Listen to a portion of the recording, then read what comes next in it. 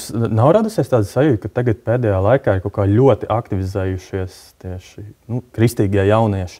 Tagad arī tu pati biji jauniešu atmodas dienās Daugavpilī. Pirms tam Dāvids ar komandu viņi bija jau Bauskā, tagad Cēsīs, tad vēl Rīgā, tāpat Liepājā.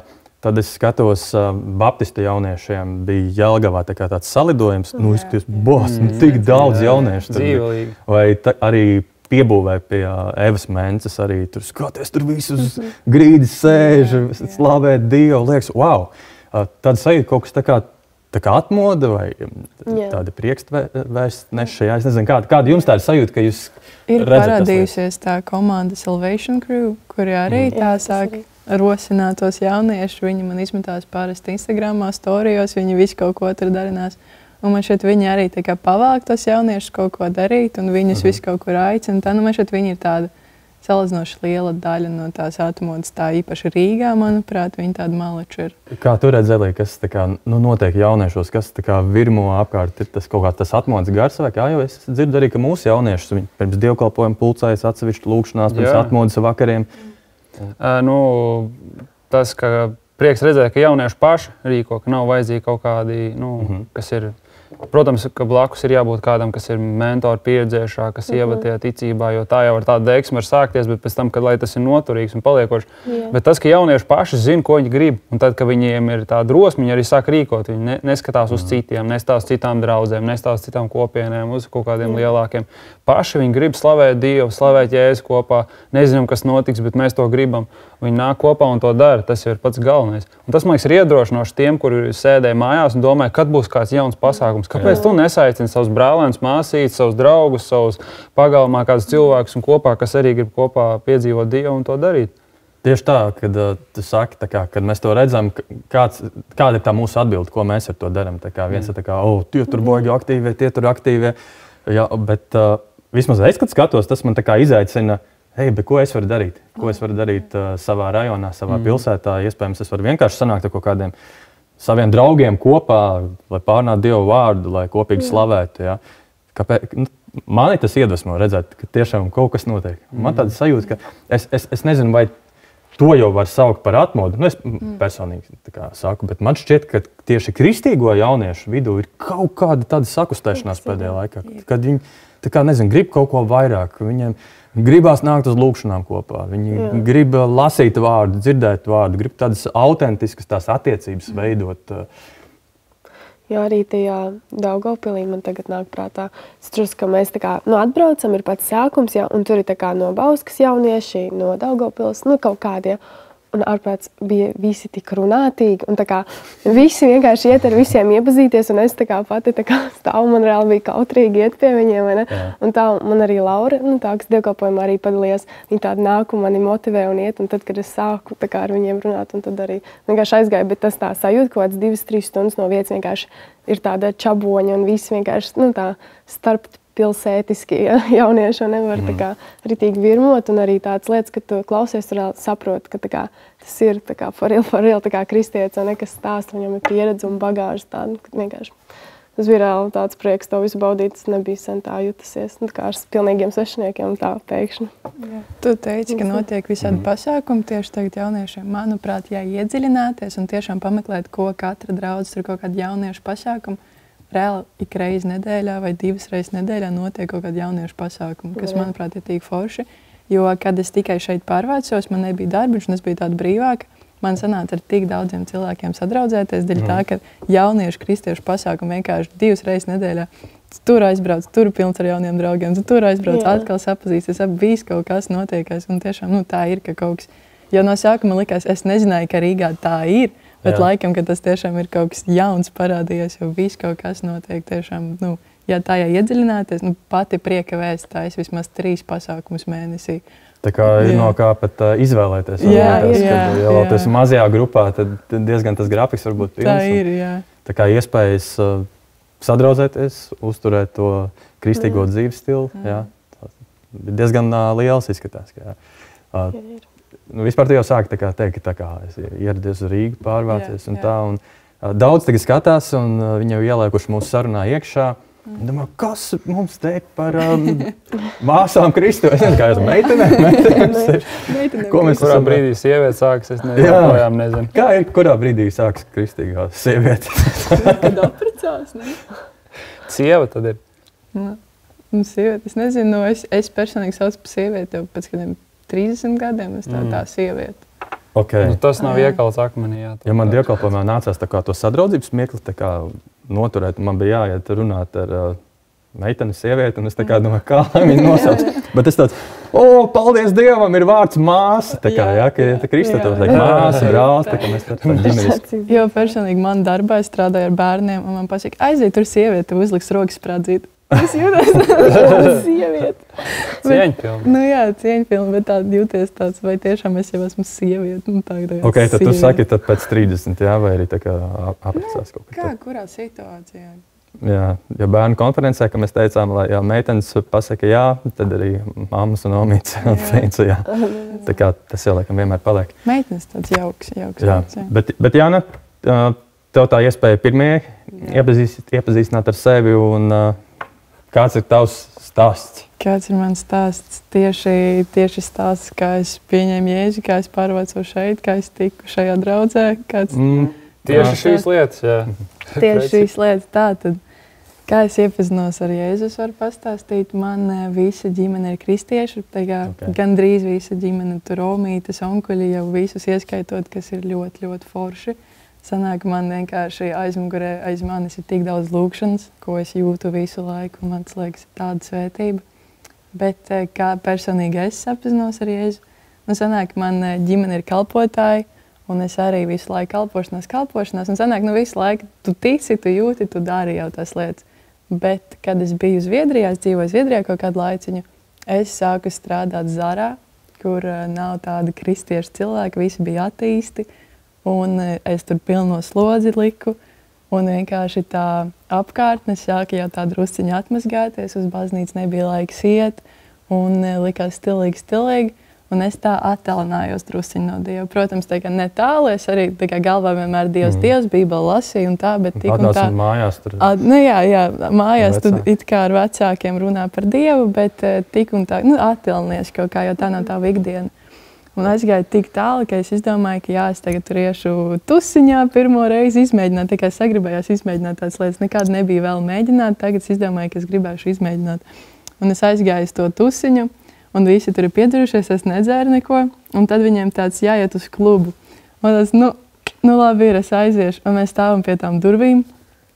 Un rinda pārbauda, iet vai neiet. Face controls, jā? Jā. Un man balss vienkārši svētais gārs, arī es pati saku, ko tu te dari? Ej prom.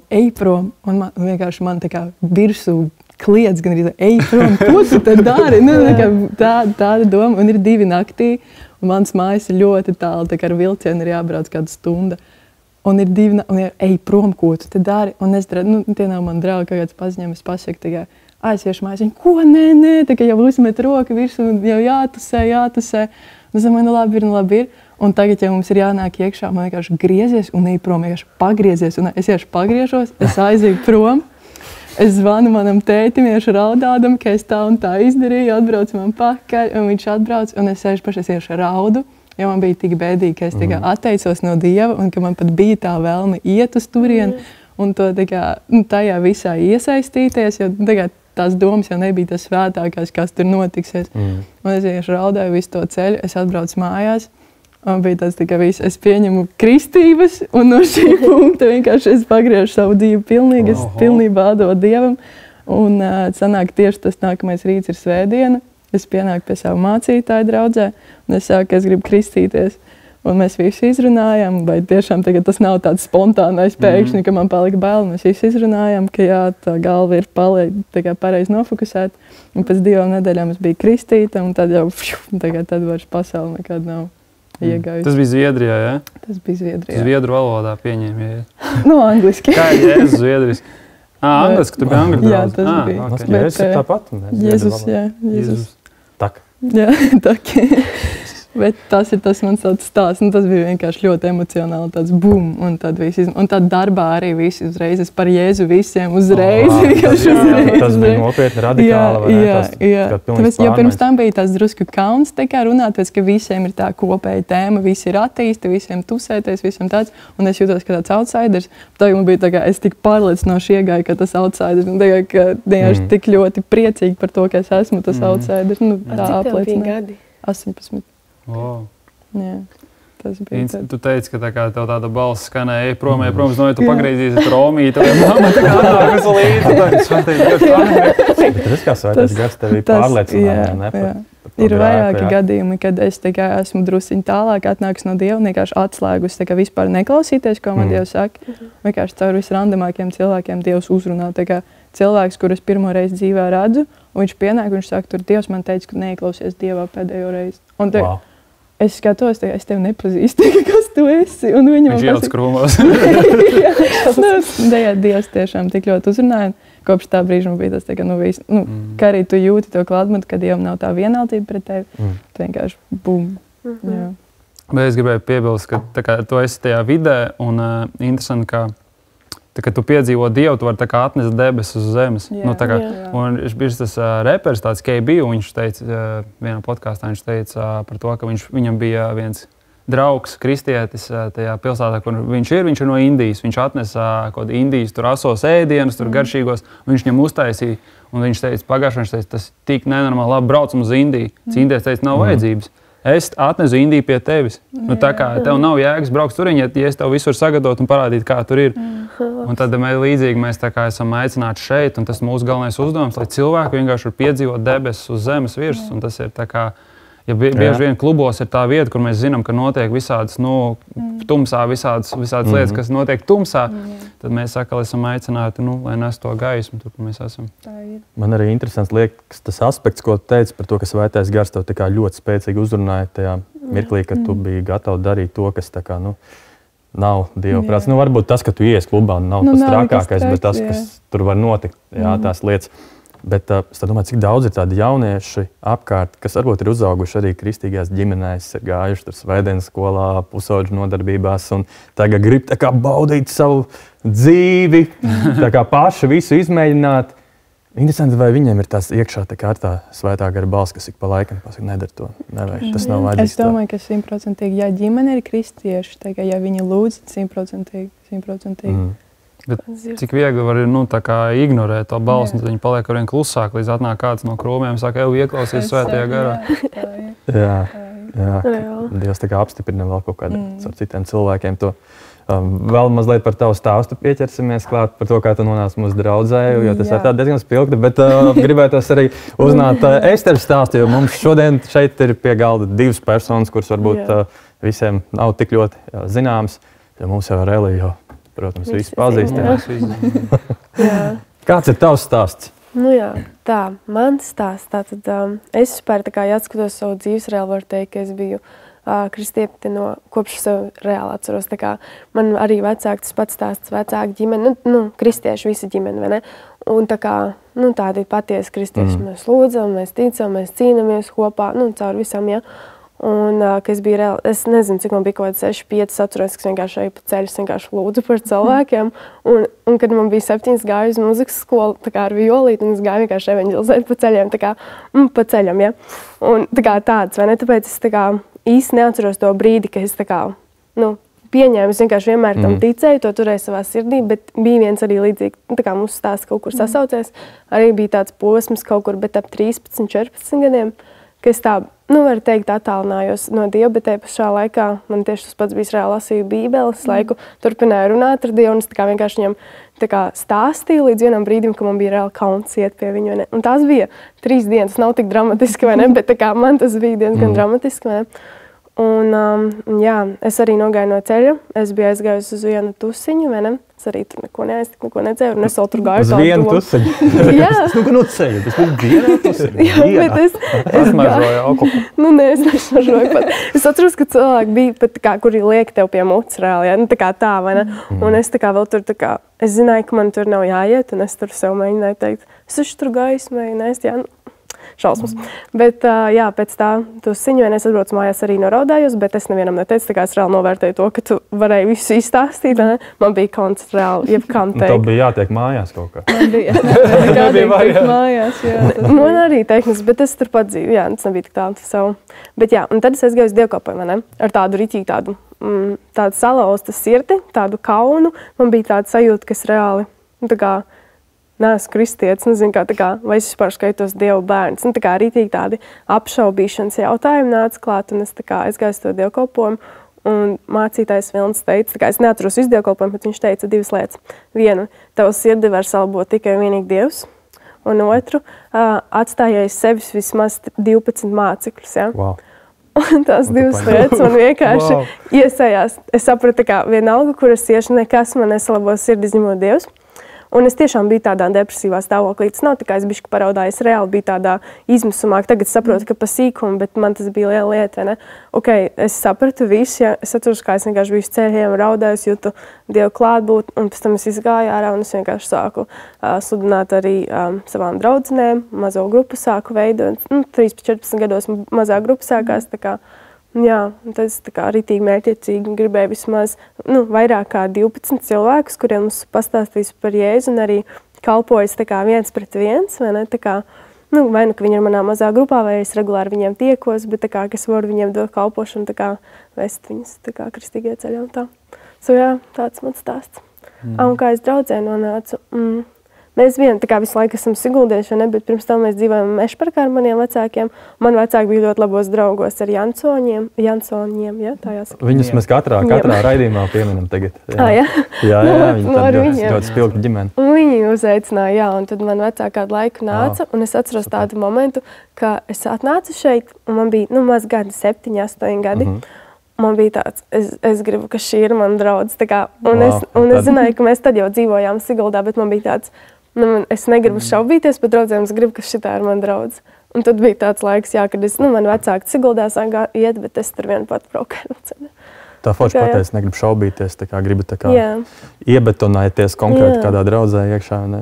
Tas ir jā, un arī par tām šaubīšanos par draudzēm man ļoti palīdzēja tāds teikums, ka neviena ģimene nav perfekta, un tāpat arī neviena draudze nav perfekta. Tu vienmēr vari atrast kaut kur piesieties, un tāpēc tu uzreiz iesi citur. Es izlēmnējos, nešaubos vienkārši.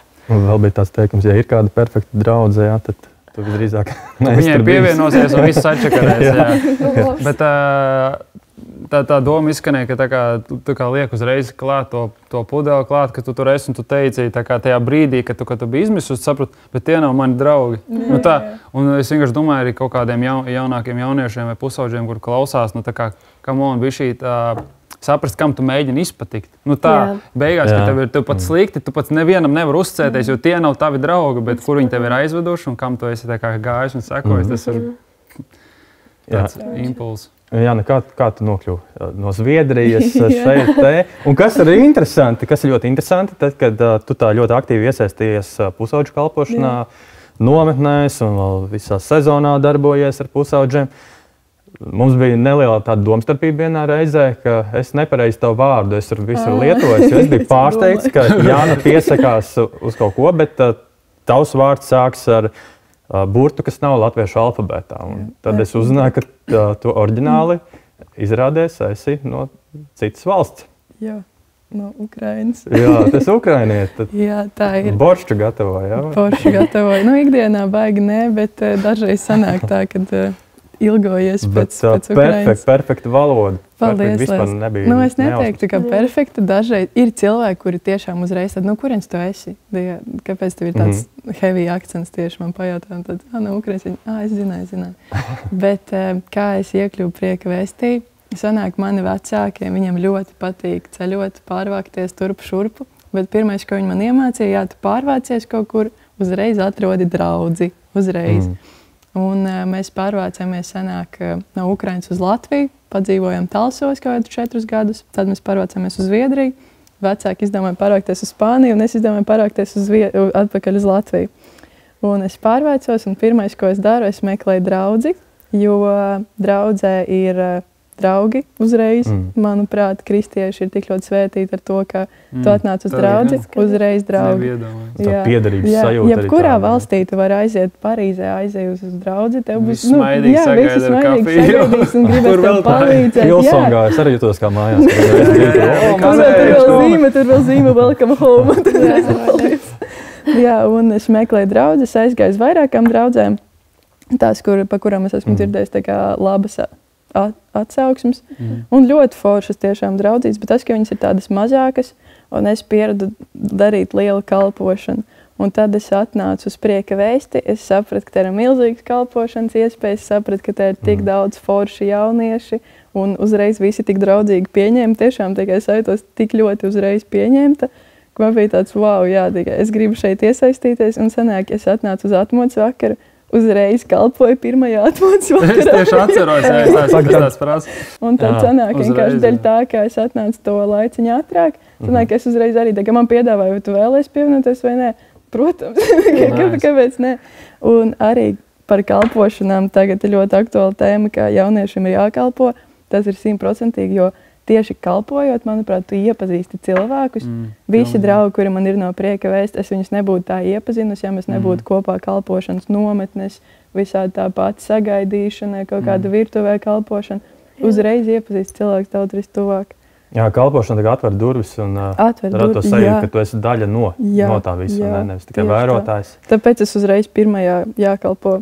Jā, lai tās durvis uzreiz tiek atvērtas, uzreiz ar visiem sapazīties. Tā, lai otrā reizē atnākot, tu jau jūties tā mājīgāk. Super. Savukārt, Ester, pazīstot nedaudz tevi, man tā sajūta tāda, ka tu ne tikai kalpo šeit, bet tu esi savas mājas pārnesus arī uz šejieni, tādā ziņā, ka man liekas, ka pilnīgi visi tavi skolas biedri bijuši, man liekas, jauniešu pasākumos. Visi, ne? Es atceros, mums bija vienreiz ideja, gan arī izdevās taisīt klases ekskursijas priekšā. Bet beigās, jā, tur neatļāva direktoriem. Tā kā pa dienu vai tā kā uz kādu jauniešu pasākumu? Bija domāts vienkārši pa dienu, bet droši vien būtu tad arī attīstījuši, ka tā ir piekdiena. Bet, direktori neatbalstīja šo ideju, bet tas tā tieši piedara pie lietas. Es īstenībā atceros tādus mirklus, kad mēs bijām pat 11 cilvēki, kas kāpa vilcienā, un tāds bars vienkārši no segundes braucām šajien, nācām, tas bija veik forši. Tagad es esmu Rīgā, kaut kas te mainījies, bet arī viss mans vienaldas arī pa lielam ir Rīgā. Viss tehnikumi, augstskolas sākas un viss tāpat. Tagad jau mana paudze jau arī pārbīdās uz Rīgu. Bet vai varētu teikt, ka tā evanģelizācija ir tavā sirdī? Kāpēc tu to dari? Kāpēc tu esi tik drosmīgi tajā? Jo citiem vajag to pamudinājumu, bet tu, lūk, visi vilciena vagons nāk uz draudzi pateicoties tam, ka tu esi ar viņiem runājis. Jā, man noteikti. Es domāju, ka tās evanģelizācijas kalpošanas arī ir dažādas. Piemēram, tur Ernestam, manam vīram, viņam ir tāds, runājot par vilcienu vagoniem, viņš reāli pieceļās un skaļi vienkārši visiem nosludina. Un man nav tāds drosmas vēl projām kādu laiku. Man ir tāds, es sēžu, man tāds, ak, nē. Bet pēc tam es arī pieeju pie kādi, nevar jau palikt malā. Pēc tam tu pieklāt, tas mans vīrs, Jā, bet man liekas, ka man sirdī ir tieši 1:1, kā jau es minēju, izveidot tādas personīgas attiecības, tādu personīgāku kalpošanu. Un nevis uzreiz tikai draugiem, bet arī ar svešiem cilvēkiem iepazīties un arī viņiem evanģelizēt, kalpot, rādīt savu dzīves piemēru un tiešām rūpēt, ka man rūp tie cilvēki. Arī es varu pateikt tādu vienu piemēru vai liecību, arī tajā pašā Daugavpilī, kur mēs bijām. Tur bija viena meitene no Bauskas, kura it kā ir kristiete, bet kaut kā es jūtu, ka tur ir divas katra kāja savā pusē, vai ne? Un es ar viņu tā sadraudzējos, ka viņa vienkārši man tagad visu laiku raksta, zvana, grib braukt ciemos, un man bija par viņu tādas dziļas lūkšanas, mums bija sarunas līdz asarām, ja? Un es uz viņu paskatos, man sajūta, ka viņu pazīst jau cik gadus, ja? Bet reāli mēs tikai dažas stundas runājam, ne? Un tādas situācijas ir bijis vairāk, un tas ir tas, kas laikam ir manā sirdī, veidot tādas ciešas draudzības. Wow. Tā ir dāvana, un tas, man liekas, ir svaidījums tev uz to, jo, teiksim, Ne visiem tas ir. Teiksim, man nav, citreiz ir, bet dabīgi nav. Es domāju, ir kāds, kas, teiksim, ir tas, kas ir tas sējais, kas sēj to vārdu kā Ernests, vai ne? Kāds, kas pēc tam aplaista, kāds, kas pēc tam, kad tas cilvēks ir atnācis, viņam vajag pirmo māti, viņam vajag pirmo tēvu vai pirmo draugu, tā, māsu vai brāli, kas atnāk un ar viņu ķemerējs un mācekļi vienkārši darbojās. Katram ir savs, un citreiz cilvēki salīdzinās un iekrīt kādos kompleksos. Nē, es nevaru tā kā viņš, vai es nevaru tā kā viņš, bet tev ir savs aicinājums, tev ir savu roku jāpieliek citā veidā. Tagad pēdējā laikā arī sanāk stāstīt daudz par prieka vēstu, arī evanģelizēt. Tagad šajā darbā, kur es tagad esmu, pirmajā dienā jau visi zināja, kam es ticu, par ko es ticu, kur es eju, arī uzreiz pastāstīt. Un kas ir ļoti forši, kā cilvēki atsaucās, ka nebija uzreiz tāds, kas tur, pasmieties, atsaucās, un dažiem kolēģiem pat bija tāds, varbūt aiziet, paklausīs, viņi tādi jauka, viņi tādi, smaida visu laiku, viņai ir prieks ne par ko, kāpēc viņi tik ļoti priecīgi, es gribu zināt, un tāds. Kas sanāk tiešām paevanģelizēt arī darba vietās, tas tā ļoti forši pēdējā laikā. Jā. Cilvēki jau laikam arī meklē tādu kaut kā to personīgo kontaktu, arī tas viens pret vienu, man liekas, tas, kas cilvēkiem iespējams šajā laikmetā vispār tā kā pietrūkst. Draudze laikam varētu būt viena no atbildēm varētu būt tā piederība, ka tev draugi, kaut kāds nozīmīgums. Es domāju, tā piederība, tas ir tas, ko jaunieši meklē. Kādreiz es atceros, mums bija tie paši atmodas vakar lielajā zālē, tur gaismas, tur skaļa mūzika. Mēs katru reizi taisījām un bija tāds. Tagad, ka ir cits posms, ir cilvēki grib justies kā ģimenēs, jo tā ir paudze, kas ir bez tēviem, bez mātēm, bez ģimenēm, bez tādiem. Viņi grib justies kā piederīgi. Tāpēc tas, ko tu minēji par to, ka tu atnāc uz draudzi un var justies jau kā mājās, var justies kā ģimenē. Un kalpošana ir viens veids, kā, labākais veids, kā tu vari justies, ka tu piederi tai ģimenei. Un savukārt tie, kuri neiesaistās un negrib kalpot, un viļās cilvēkos, tā kā konstanti visu laiku, jo tās ekspektācijas uzceltas augstu. Viņi arī īsti neiedarās. Viņi iet citur, viņi arī liekas, ka viņi neiedarās. Bet tas brīdis, kad saprot, ka tu esi daļa no ģimenes, tev ir jāiesaistās, jāpieliek rokas uz tā ārklu un ar brāļiem māsām kopā ir jāiet uz priekšu. Bet interesanti, kad par tām draudzes meklēšanām, bet tagad tā tēma, kur cilvēki pārsvarā iegūst kaut kādu to savu informāciju un atrod kaut kādus savus mācītājus, ir internets. Tā kā Instagrams, vai ne? Tur ir pa pilnam, tu tikai vari scrollot cauri. Viens tur pasaka kaut kādu frāzi, otrs pasaka kaut kādu frāzi, un beigās tu tā kā var liekas, vai vispār mūsdienās vajag mācītāju uz vietas. Vajag mācītāju, vai draudzi vajag, jā. Pavisam nesen arī es lasīju vienu rakstu, tas bija par Brazīlijas draudzi. Un tur bija teikts tā, ka Brazīlijas kristīgie influenceri iegūst vairāk uzmanības par mācītājiem. Ja, tagad jau parādās tāda problēma. Un tas tā sāk arī domāt, kā es patērēju, tur sauc tīklus, kā es viņus izmantoju. Un bieži vien ir momenti, kad es kaut kādus klausos rīļus, ko runā kaut kādi random kristīgie influenceri. Kurus es pat nezinu, kas viņi īsti tā līdz galam ir, bet tas tur pateica foršu domiņu, tas tur pateica foršu domiņu.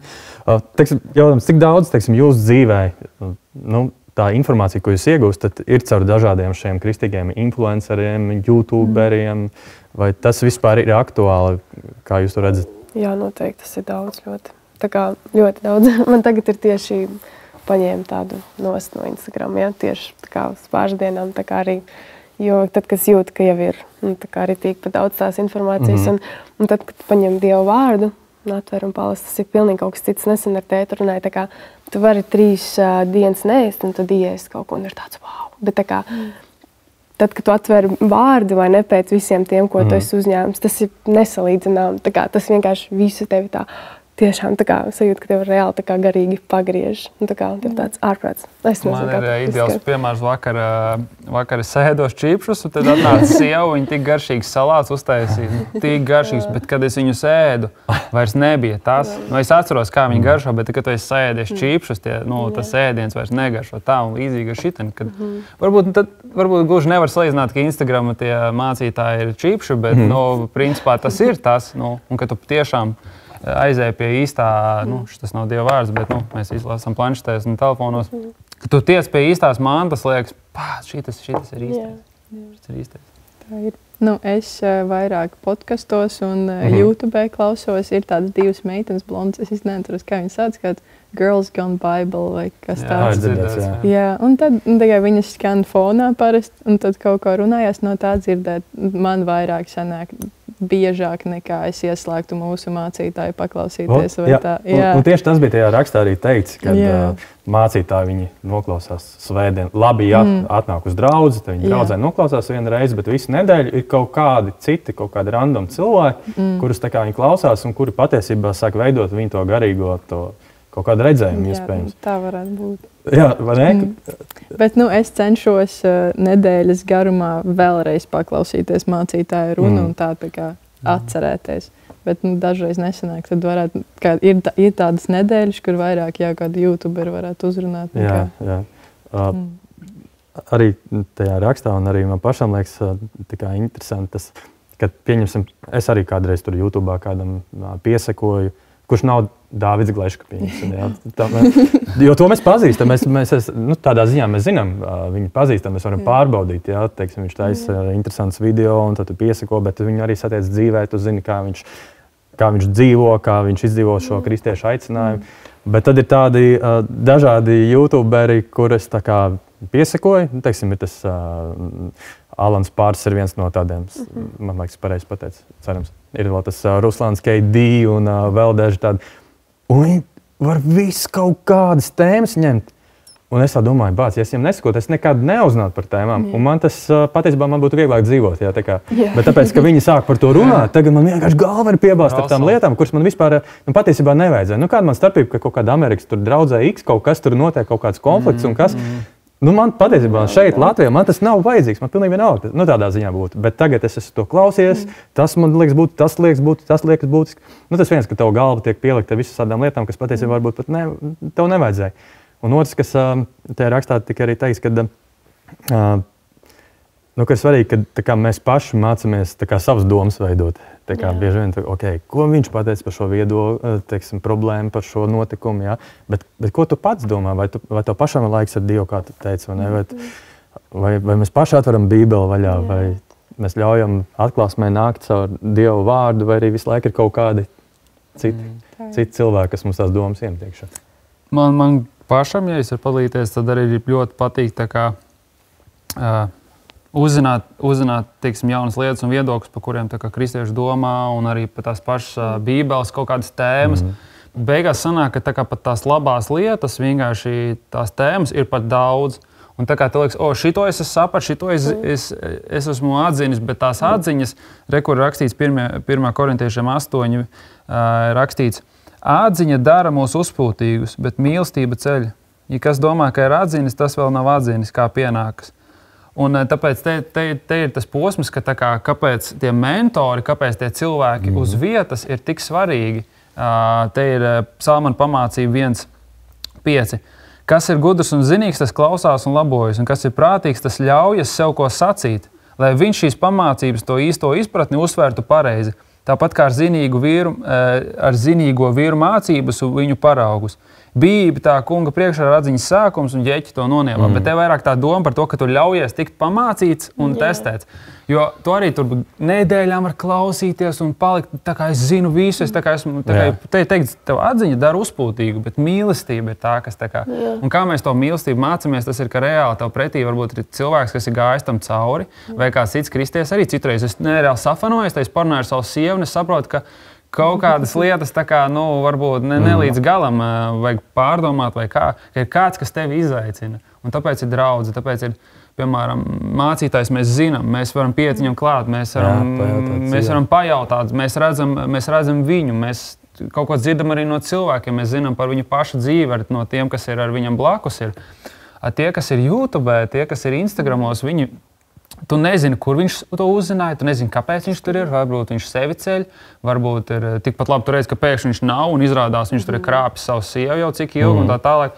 Un tās visas lietas ir tādas virspusējas. Es teiktu, ka tā ir tā virspusējā kārtiņa, no tā, ko Dievs mums ir paredzējis. Bet ja mēs laik tos virspusiņus, to sieriņu tikai visu laiku ēdīsim, mēs netiksim pie tā īstā. Bet Dieva vārds ir tas, kurš ieliek to gudrību kontekstā. Vai ne? Mēs lasām to visu stāstu, un tā kā tu saki, tu jau biji klausījusies, visu kaut ko tev uzrunāja. Nebija tā, ka neuzrunāja. Bet tā, kad tu palasi vārdu, tas tevi dara kaut ko iekšā tevī, tāpēc, ka tur ir konteksts, tur ir cilvēks un viņa dzīve. Un gudrība iet kopā ar pazemību. Labi, bet tu saki, ka tad vispār neklausīties viņus, vai ko tu mēģini pateikt, vai tomēr mums kaut kāds filtrs jāieslēdz, kā mēs Es teiktu, es par to neklausīšanos. Es tik ļoti nevienam nevaru pateikt, kas viņam ir jādara, bet es pats priekš sevis varu pateikt. Es pasaku, man ir svarīgi, man patīk kaut kas, kas izaicina man domāšanu, bet tad es neņemu vēl 100 lietas kaut kādas, un es aizmirstu to, ko Dievs man ir uzrunājis to cilvēku, jo viņš var pieskarties ar cilvēku YouTube. Bet tās nav 100 lietas, tie 100 rosoli, un tad to vienu lietu tu esi paņēmis, ej un pārbaudē ikdienā ar tiem brāļiem, māsām, kas ir taustām, kas var tev pateikt, kas tās pa muļķībām, ko tu esi samācījies. Un tiec testēts, un tā ir tā mīlestība, kurā viņš runā. Kādziņa tev dur uzpūtīgi, bet mīlestība ir pilnīgi, kas tev piepilda. Tur noteikti, laikam, vajag tādu veselīgo balansu. Teiksim, klausīties kristīgos podkastus ir ok. Labāk nekā kaut ko tu gribi klausīties, labāk nekā tāds podkāsts, kas tev aicina, nezinu, kaut kādus miesas darbiem vai narkotikām vai kaut ko tādu. Bet tas jau nenozīmē, teiksim, mēs arī tagad veidojam podkāstu, mēs ceram, ka kāds viņu klausīsies, kādam tas būs noderīgi. Bet ja viņš neatrod vispār laiku lasīt Dieva vārdu, tas cilvēks, un tad gaida, ko tagad Jānam un Esteri pateiks. Un, protams, es domāju, ka gaida, bet kas slēdz ārā? Tad jāslēdz ārā. Bet laikam jau mums daudz svarīgāk būtu, ka tie cilvēki arī, kas mūs klausās, ka viņi veido tās personīgās attiecības, un šeit viņi atkal varbūt paklausās, ok, labi, kaut kādas domas, kaut kādas jaunas idejas, kaut ko, kas viņu var pakustināt. Un es esmu izgāzies vairākas reizes ar to. Ne vairākas reizes. Nav arī tik traki, ka tu kaut ko esi uzzinājis, un tev tā iedegās acis par to. Teiksim, un tu neesi gājis dziļumā tajā tēmā. Un tu vienkārši kaut ko kādam pasaki, viņš tev ritīgi oponē, tev nav instrumenti, ieroči, ar ko cīnīties. Tāpēc, ka tu vakar tikai dzirdēji, vakar tikai iepazinies ar tēmu. Visu laiku. Bet tā ir mūsdienu problēma. Cilvēks saklausās, safanojās virskārtiņā, un tad... Pagad, vismaz ir par ko pārunāt. Es kādreiz arī tā izlasu kaut kādu virsrakstu. Es baigi iemetu to tēmu iekšā, uzmetu uz galdu to tēmiņu, un es saprotu, ka man nav vispār nekāds sajēgs tālāk par to tēmu. Bet tev labi sanāk, kā izvirzīt. Šo es dzirdēju, ko jūs par to domājat. Viens ir, ka tu par pūtām uz lūpām ej un tur stāst, un visiem tāds... Gribi mācīt vēl. Jā, uzreiz mācīja ar to mazo kārtiņu. Man tā ir daļa TikTokā, jo TikTokam, ko es pamanīju pēdējā laikā, ka tur ir tās emocionālās dziesmas fonā. Un jebkura runa, viņa tik ļoti man uzrunā, ka es pilnīgi jūtos personīgi aizskārta. Tāpēc, ka tā dziesma? Jā, tā dziesma. Piemēram, tagad fonā mēs uzlikām. Uzliksim un tu klausies, un tev liekas, jā, tas ir tas, par ko es runāšu kādā tur mājas grupā. Tu vienkārši uzstāv to tēmu, un viss tāda... es nezinu, un vairs tā dziesma neskan, un tev vairs nav tā pārliecība par to faktu. Nākamreiz uzliec to dziesmu fonu. Man teica to piemēru, teica, ka tas ir balons, ar kur tu priecīgs skrien, bet kad kādam viņu pasniedz, viņš ir izpūties, un tu tāds priecīgs, tādu pļūru padod, kas tas ir. Un arī, kad es gatavojos mazām grupām, man arī, piemēram, es pašā sākumā pamanīju, ka pirms pāris gadiem, kad es tikko sāku, ka šitā metoda vispār nedara. Tu nevari noskatīties reāli kaut ko, un visu meitenes es saņēmu, nedod Dievs, to saki, Dievs man teica, Bet ka tas ir kaut kas, ko tu iznēsā, ja tu gribi kādam sniegt. Un vienmēr pirms mazās grupas arī vienmēr, ar Ernestu kopā mēs lūdzam, vai ne, Dievs vārdi, es gribu atslēgt savu to saprašanu, to, ko es tur gribu padot. Es vienkārši gribu, ka tas, kas iesējies, lai viņš nāk. Jā. Tā motivācijas reiz to atziņu gribas padot, lai viss domā, ka tu esi nereāli gudrs. Un tas tev dara uzpūtīgi, tas nekalpo brāli māsai, tas ceļ tevi. Bet jautājums tad, vai vienmēr visi, kas dalās par kādu tēmu, ir nenormāli informēti par viņu? Piemēram, tev Bībeles skolā tikko bija miljonas tēmas, un tu pats esi nereāli izgājis visam cauri, visu piedzīvojis, un tad tikai tu vari dalīties ar to? Tas nav līdzīgi kā ar evaņģēlijas sludināšanu, ka citiem liekas, ka to vajag perfekti mācēt, izskaidrot evaņģēliju, un tikai tad es varēšu stāstīt cilvēkiem, bet man liekas, ka tas vismaz par evaņģelizāciju, man liekas, ka tur nevajadzētu baidīties par to, ka tu kaut ko nezini. Ja tev ir savs stāsts, to, ko Dievs ir izdarījis tavā dzīvē un ar tevi, un tu vienmēr vari ar to runāt, un ir kaut kādi jautājumi, kurus tu nezini, bet ar laiku tu tos vari. Jāskatās, kā tu to pasniedz. Ja tu to pasniedz, es jums saku, un tā ir, tad jau, protams, ka, ja tu nezini, tad labāk nerunā. Tur arī ir tāds labs piemērs, ka tas evaņģēlijs ir sēkliņa, vai ne? Un vienalga, kurš tā kā profesionāls vai kā, bet kurš sēj, tas tā sāk tāpat iesējas. Un arī tā kā, tur ir tā kā vienalga, kā galvenais, ka tu tur tā kā iesēj, vai ne? Tā kā nestreso par to, kā un ko teikt. Tā kā galvenais, ka tu vienalga kādā apģērbā vai tā, vai kā tu vienkārši šeit un tā kā dari to dienu darbu. Tas ir labs piemērs, jā. Tomēr, laikam, es būtu arī tas, kurš es piekrītu par evaņģelizāciju, ka tādā vienkāršībā un nevis ar to, ko tu tikko esi samācījies, tad var ritīgi dabūt. Bet ka tomēr ir tie pamati jautājumi, kur katrs kristietis ir tā kā sapratis, iedziļinājies un sakārtojis, lai nav.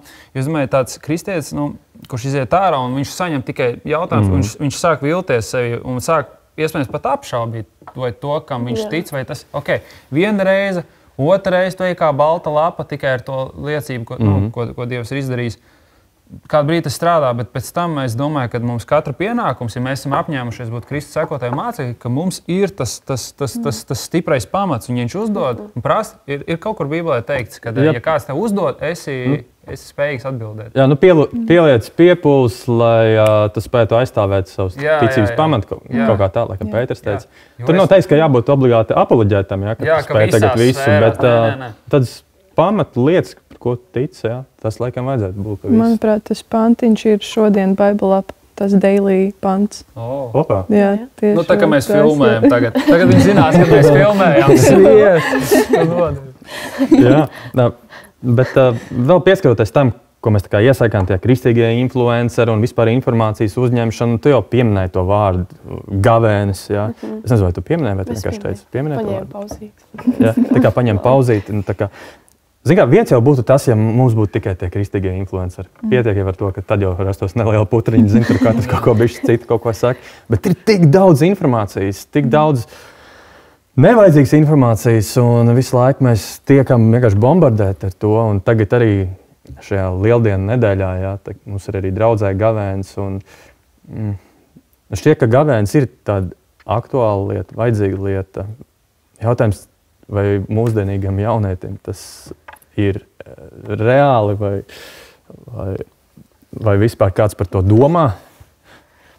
Kā vajadzētu domāt? Es domāju, ka tas ir aktuāli arī jauniešiem, bet man liekas, ka jaunieši, viņi varētu būt, ka viņi uz to skatās tā kā, tos jau tikai to lielo cilvēku, arī uzreiz automātiski var būt vismaz no mazām grupām, ka tas asociējas ar ļoti, ļoti stipriem kristiešiem, un tā tālāk. Bet tai pašā laikā, ja lasa vārdu, tad tur raksta, ka tā kā cilvēks nedzīvo no maizes vien, vai ne? Un izejot no tā kā tu nenomirsi, ja tu vari kaut vai tikai pamēģināt, man liekas, tā kā svarīgāk, nopietni. Es zinu, ko tu mēģināsi. Jā, ir svarīgāk, laikam, vairāk domāt par to, ka tu lūdz, nekā par to, ka tu neēd, vai ne? Tas bija tas, kas priekš manis nostrādājos, arī atceros, es ļoti ilgu laiku baidījos, ņemt gavēni no ēdiena. Es īsti nezinu, kāpēc. Man bija kaut kā likās, ka tas ir tik nopietni, un man varbūt arī likās, ka es nomiršu. Es nezinu, jā. Un tad es vienkārši pamēģināju arī kopā ar draudzi pirms pāris gadiem. Man liekas, tās bija 3 dienas bija iespējams, un es tās 3 dienas, un ārpēc tas bija tik tāds tā kā atjaunojums, tāds refreshing vienkārši, un es to reāli iesaku. Vienalga, cik dziļi tu esi attiecībās ar Dievu, vai kā tas reāli tikai tevi atsveicina. Jāpasaka, es nesen biju pilsētā. Turaidi skaitās Sigulda vai Piesiguldas. Tā nav īsti tava pilsēta blakus. Man sanāca tā, ka es biju Turaidas muzejā. Jums ir bijis kādreiz tā, ka jūs atgriežaties vietās, kur jūs bijāt bērnībā, kaut kad, un tad tu atgriezies tagad, kad tu esi pieaudzis, un tu saproti, ir pilnīgi citādāk. Viss izskatās, kā likās kaut daudz iespaidīgāk, bet likās, es tajā turnī tur kāpu, nezinu, pusdienu, tagad tur kaut kā 5 stāv un tā. Bet es biju tur muzejā, un tur par viduslaikiem tāda ekspozīcija, un skatos, tur pa gavēni rakstīts. Es tur jāplasa. Un tur bija rakstīts, ka viduslaikos kristietim gavēnis nebija tā kā, būtu forši, ja kādreiz tu varētu pagavēt. Bet tā bija tā kā obligāta lieta. Ja tu esi kristietis, tu gavē. Un es painteresējos nedaudz vairāk, tad gadā varēja būt pat līdz 150 dienām, kad cilvēkam bija jāgavē.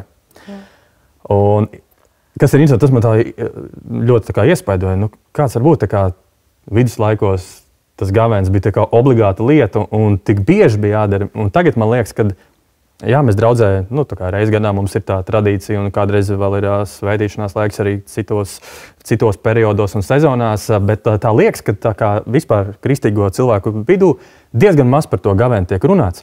Un varbūt viens iemesls bija tieši tāpēc, ka viduslaikos tas bija ļoti crazy, tas bija uz to āršķirīgo. Tik mazāk bija par to, ka tu iekšēji lūdzi sakārto savu sirdi, salabo savu sirdi, kā arī to mācītājs teica, ja, bet uz to āršķirīgo. Bet man liekas, ka kaut kur ir tas pazaudēts, tas, ka gavēnim būtu jābūt tādai normāla kristieša, normālai dzīves sastāvdaļai, tāpat kā lūgšanai, tāpat kā došanai, kalpošanai. Tās ir mans domas. Es domāju, kādu vēl precīzāk var praktizēt to domu, ka mēs neesam no šīs pasaules un mēs nepiesienam savu sirdi šīs pasaules lietām. Tu nevari mīlēt pasauli un Dievu. Tā kā es domāju, ka bieži vien cilvēki viņi domā, kāpēc es nevaru iet tālāk attiecībās ar Dievu, tad jāpārbauda, vai tu vēl projām pārāk daudz nemīli pasauli. Un, teiksim, tu pieminēji ēdienu. Un iespējams, ka Bībelē ir teikts tikai un vienīgi par ēdienu. Bībeliski tā sanāk, jā, ka tā gavēnis ir atturēšanās no ēdiena kaut kādu garīgu mērķu dēļ. Es vienkārši domāju, kādreiz tās visas komunikācijas, kas mums notika sociālos tīklos un tā tālāk, notika pie pusdienu galda. Ko viņi vēl varēja tur iet pa pagalmu, bļaut kaut kādas savas pēdējās ziņas un atziņas. Viņi sēdēja pie galda, un tas ir tas, kur viņi pavadīja ļoti daudz laika arī, teiksim, ēdot. Tur, kur tiek runāts par tādu negausību, tur ir runa tieši, kad pārēšanās ir grēks un tā tālāk. Un tā bija tāda liela daļa, kur es domāju, ka viņi sēdēja vairākas stundas pat. Bībeles laikos jau nebija arī sociālo tīklu, nebija televīzijas. Jā, toreiz tāpēc nebija pieminēts. Visi domā, mēs esam brīvi, Instagrams var uz full on. Bet es domāju, ka manā dzīvē tas vairāk strādā ar to, ka arī gavēnis ir jāņem regulāri no tām lietām, kuras tev liekas, kad ir jau, varētu būt uz robežas ar to, ka ir pa daudz. Un kad man pārāk tas patīk. Pārāk es teiksim, uzvalkos varbūt, vai kaut kas tamlīdzīgs pie sevis, katrs kaut ko citu nomana. Un tad teiksim, paņemt gavēni, lai saprastu, ka vāc, es taču es neesmu no šīs pasaules, kur es biju aizskrējis. Un tagad, kad tu paņem gavēni, es nezinu, vai tu minēji, tas ir tā kā no malas, tu paskaties, un tu beidzot tu ieraugi sevi patiesībā. Un tas, ko mēs iepriekš minējām, tu jau uzvedinājies tā domas, ir tas, ka kas ir? Visas tev pastījās. Kur no visām labajām lietām, ko es minēju, tu tagad pateiksi? Par to, ka tik daudz tā virspusējā informācija ir, tik daudz saņems, un jautājums, kas ir tavs? Kas ir tava patiesība? Un tad, kad tu paņem gavēni no viss, tad sāk parādīties tavas domas, sāk viņas nostiprināties.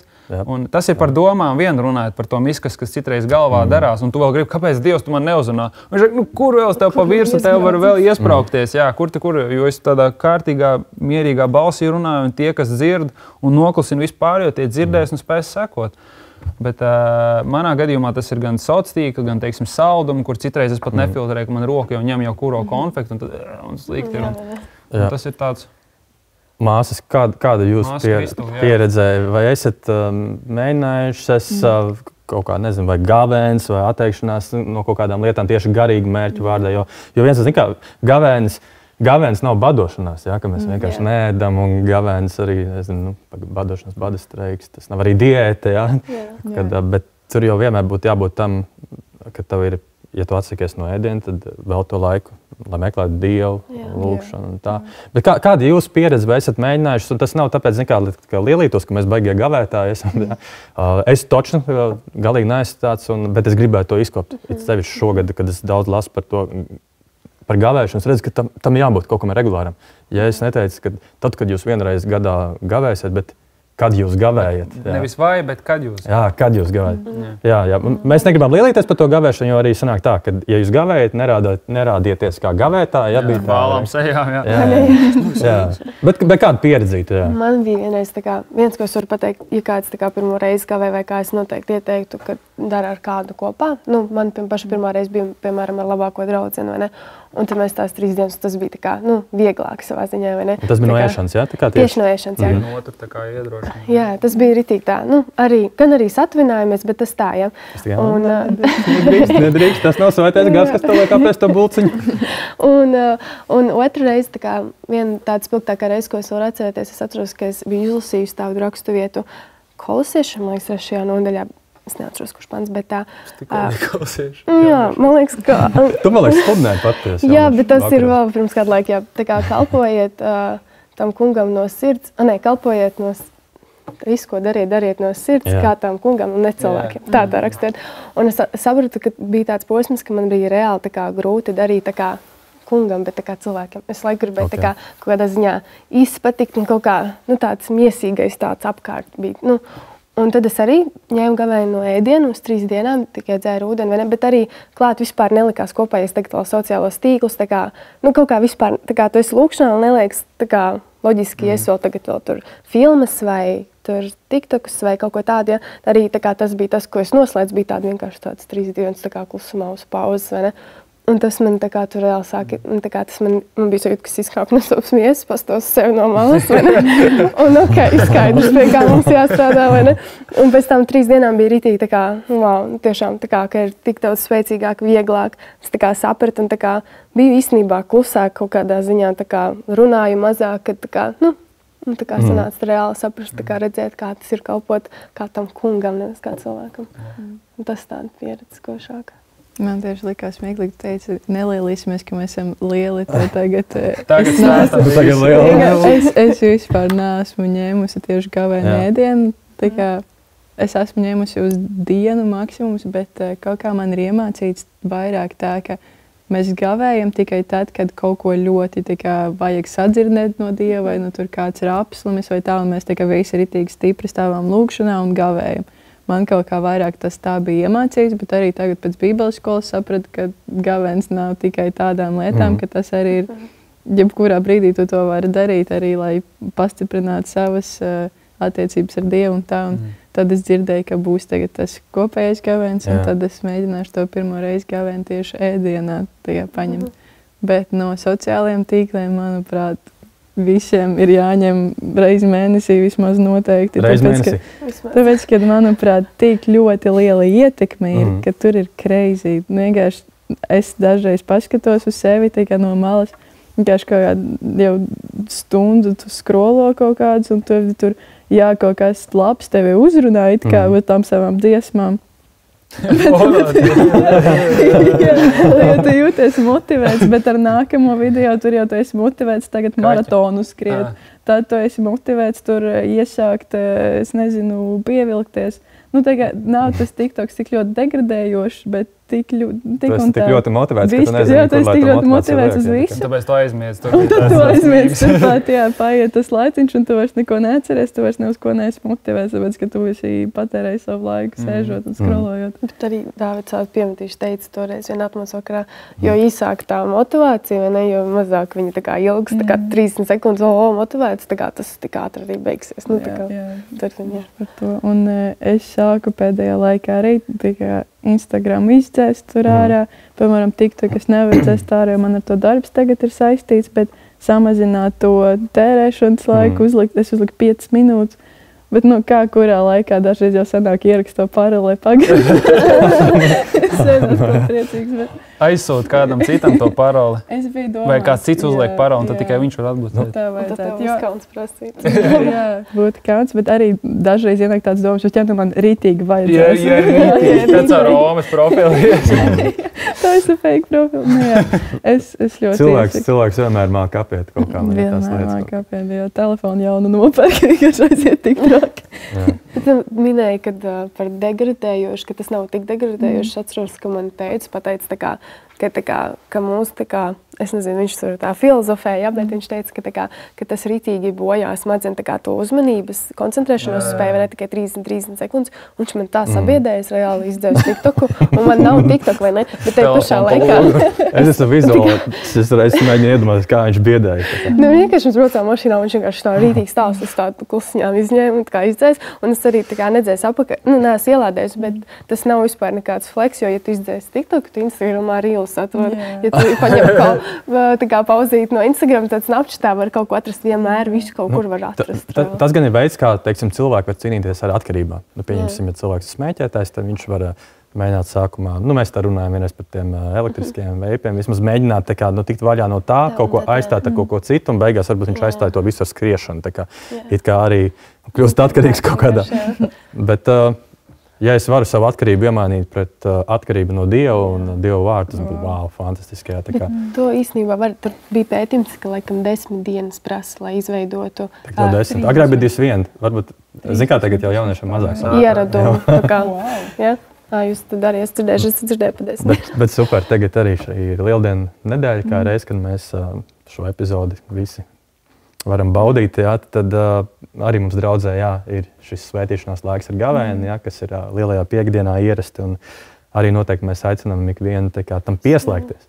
Es, pats ļoti izbaudu tās reizes, kad, es jūtu, ka gars mani ievada gavēnī. Pieņemsim, es esmu sajūts, kādreiz, man tagad svētais gars saka, paņem, nezinu, nedēļu, 2 vienkārši no sociālā tīkla, nē, tur iekšā aiztāja ar vārdu, un es pilnīgi tā kā ar sajūsmu eju tajā, un es jūtu, tur vārds man uzrunā un viss tā kā. Bet nevienmēr tā ir. Patiesībā tā ir diezgan reti man, Bet, un tas sāk domāt, bet ir tās reizes, kad vienkārši saprot, viņš ir jāpaņem, tāpēc, ka viņš ir vajadzīgs, Tu esi pārāk daudz tur kaut ko darījis, vai tev vajag pārbaudīt savu sirdi. Tev vajag vienkārši fiziski, tehniski nolikt to gavēni, Man liekas, ka šis būtu forši tā piekdiena visiem kopā, bet arī, ja tu klausies šo raidījumu, tad iespējams jau sāc ātrāk, sāc tagad. Padomā, kas ir tās lietas, kas tev kalpina. Padomā, vai vismaz meties gavēnī, lai saprastu, kas ir tās lietas, kas tev kalpina. Tā ir spēcīga lieta par to, ka mēs neesam no šīs pasaules. Mēs negribam pārlieku iemīlēt šo pasauli. Tāpēc, ka tu zini, ka tev nekādas nav saistības ar viņu līdz galam, to pasauli, un gavēns ir ļoti laba lieta, kā to izdarīt. Jo bieži vien tas, ko Jēzus tev aicinās darīties konfliktā ar to, ko gribi tev miesa, es teiktu, gandrīz vienmēr tā būs. Un ja tu esi tik ļoti piesējies kalpot miesai, tad atsaukties tam, ko Dievs saka, ir ļoti grūti tajā brīdī. Un tad, un ja rekurs, tas ir tas brīdis, kad kopā ar māsām, brāļiem to dari, kad būs tās lūkšanas, tu trenē. Nē, miesa aizveries. Es gribēju uztaisīt krēklu, kur būtu aizveries miesa, aizveries komas miesa. Un super, es teiktu, izmantot. Es neesmu saticis nevienu, kurš baigi nožēlotu, ka viņš ņēmis gavēni. Es esmu. Jā, nopietni. Burtiski cilvēks teica, viņam tik sūdīgi palika, viņam 3 dienas vajadzēja atlapt. Vienkārši ir kaut kādas lietas, kad nevar. Es dzirdēju, ka ir kādi, kas tie stāsti, es personīgi neesmu saticis, bet arī, kas ir gavējuši pārāk daudz, jo gavēņi tie dažādie veidi, absolūto gavēni, ja paņem, kad bez ūdens, bez ēdiena, tur jau pēc vairāk kā 3 dienām cilvēks var atstiept kājas. Jā, es domāju, kāds, kurš no Instagram paņem, gandrīz noģīvst. Es nevarēju bez Instagram, man tik slikti palika. Bet gavēnim vienmēr ir tas lielais ieguvums tāds, pēc tam, kad tu pieminēji to, ka it sevišķi vecā derībā mēs ļoti bieži redzam to, ka cilvēki ņēma gavēni, vilka virsū maisus ar pelnēm, tur smērējās, tad, kad gribēja tikt cauri kaut kādām grūtībām, kaut ko izlūgt, saņemt atbildi no Dieva un tā. Tādiem grūtiem brīžiem palīdziet iet pāri. Tad, protams, atjaunot attiecības ar Dievu, man liekas, tas ir fantastiski. Ja tu saproti, kaut kas ir nogājis greizi, tas gavēns var palīdzēt atkal atjaunot tās attiecības. Tāpat tās noteikti var. Jā, man tas vesels saraksts bija sarakstīts. Jā, par aicinājumu. Tas vēl bija svarīgs punkts, ko es pierakstīju, kad gavēns palīdz arī atklāt to tavu aicinājumu, palīdz arī, man liekas, tajā ieiet iekšā. Atjauno arī prātu. Es pamanīju, ja es netērēju to laiku tik, tā kā nav Instagramā, tiešām kaut kādas saldumi, kafijas un tādas lietas, kas man uzliek to enerģiju. Es esmu daudzreiz tāda, kaut kāda agresīvāka, tāda dusmīgāka, uz kādām lietām emocionālāka. Un kad es tam visam pasaku nē, un es tur palasu Bībeli, pārsvarā austiņās man ir kaut kāds worships vai elijas vai, kristīgas dziesmas. Es pamanu, ka es palieku arī pati tik daudzreiz jaukāka. Es atjaunojos visas tās idejas, kuras pirms tam es biju izdomājis kalpošanā, viņas viss nāk atpakaļ ar prieku, tā kā tu ieej tajā dienā visu uzreiz tik ļoti forši. Man liekas, cik ļoti tā reāli ir. Tas, ko mēs uzņemam, mēs arī to uzreiz parādām tā gaismu. Un tu pieminēji par to aicinājumu. Es teiktu, tās vairāk ir dāvanas, kuras iespējams tev Dievs devis tos sapņus dāvanas, kur tu esi nocis malā tikai tāpēc, ka tu kalpo miesai tajā brīdī. Jā, gavēns palīdz atcerēties, ko Dievs tev ir devis un ka tu kaut ko vari darīt arī. Tev arī ir tā, ka gavēņa laikā tu esi tā kā mierīgāks, priecīgāks. Cik es zinu sevi gavēņa laikā, bāc. Ja tas ir no ēšanas, tad es labāk zinu, tā kā ir tie stereotipi par vīriešiem, kas nav paēduši. Jā, es pēc tam saprotu, tas jālabo.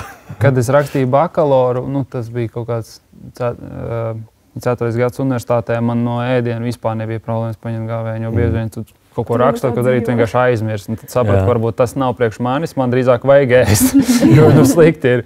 Nu jā, bet es laikam no ēšanas nepalieku priecīgāks. Drīzāk tas sociālais tīkls, tas ir tas, kas bieži vien tev liekas, ka tu nereāli priecājies, bet kaut kāds tās disappointments paliek, tāpēc, ka tu nedari tās dziļās, īstās lietas. Tu zini to. Tu kaut kādu figņu tur vāri uz aplu, bet tu nedari tās īstās lietas. Dziļās. Jā. Bija viens joks par to gavēnu, man liekas, Elija jau teica. Tā kā, ka tad, kad es ņemu gavēnu, es ēdu tikai snikeri. Nu, tā kā, lai sadotu miesai, jo tas ir kaut kas slikts. Tas vienkārši. Kaut ko neveselīgi, lai miesai sadotu. Jā, nu ko, tad laikam uz šitās pozitīvās nots mums ir arī pienācis laiks noslēgt mūsu epizodi. Jāsaka, mēs rakstam šo pusdienas laikā, man jau gribās. Jā, gribās pārēst, gribās tā kā, bet tiešām, nu, mēs aicinām ja ne šajā nedēļā, tad ik pa laikam vienkārši pārbaudīt sevi, paprasīt savu, vai šis nav tas brīdis, kad man vajadzētu paņemt kādu pauzīt no viss tā, kas nāk manā virzienā un mēģināt saprast, kas tad ir tiešām tas patiesais, īstais un dzīvais un kurā ir vērts ieguldīties tā no visas sirds. Jā, vajag. Paldies jums, ka bijāt šeit. Paldies. Mēs tiekamies nākamajās epizodēs. Jā, uz turpmāk sadarbību iespējams. Jā. Rokas jāapspiež, rokas. Visi pārsaluši no stresiņa.